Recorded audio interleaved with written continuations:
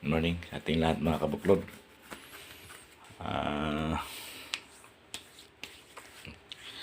Nagising sa umaga. Napuyat ako.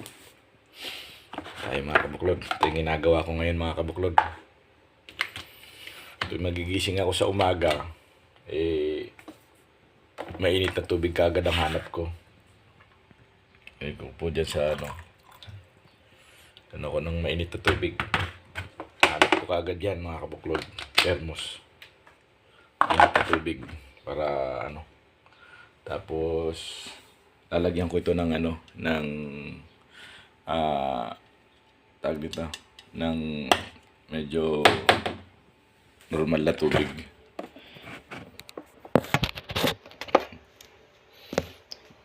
Kasi dito mga kabuklod, mahirap ito,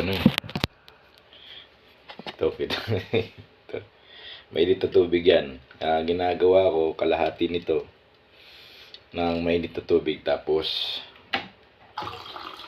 yung regular normal na tubig, yung kayang-kaya lang natin inumin mga kabuklod. Kasi alam nyo po ba, ang pag-inom ng tubig sa umaga, yung wala pang laman ng tiyan nyo, yung maligamgam na tubig, napakabisa po yun. Isang mabisa yung mga kabuklod.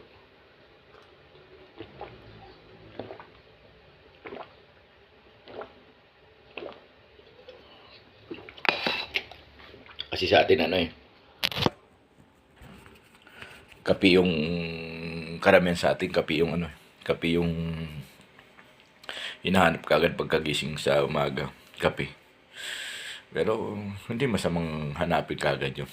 Kaso masama kung ipapasok mo kagad sa yung magkakape ka kagad na hindi ka muna iinom ng maligamgam na tubig. Kasi yun ang pinaka panlinis sa mga kinain natin, yung halimbawa mga sebo. Yun yung panlinis sa mga bituka natin mga kabuklod. Kasi iyay bito yan, katulad dito talaga itong anak ko si Punang, ang gusto ng anak ko Century. Itong ginagawa niya, tinatanggalan niya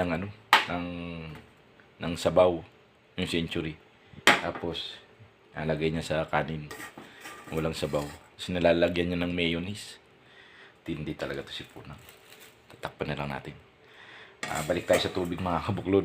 Yung tubig kasing maligamgam sa pagising mo sa umaga ay talagang masarap po sa pakiramdam kapag yun inugali natin mga kabuklod. Dami ditong mga sinampay, ginawang bodega dito yung aking kitchen. Lahat yan puro masikip talaga. Pag sobrang dami ng gamit mo, talagang masikip mga kabuklod sa bahay. Kahit anong laki ng gamit ng bahay mo, basta napakarami mong gamit, masikip pa talaga. Muli mga kabuklod, kailangan natin yung maligamgam na tubig sa umaga. Bago tayo kumain ng almusal, maligamgam muna na tubig para maging healthy ang katawan natin. Lalo na kung may mga nararamdaman na po kayo sa mga katawan ninyo na halimbawa nagkakaroon na po kayo ng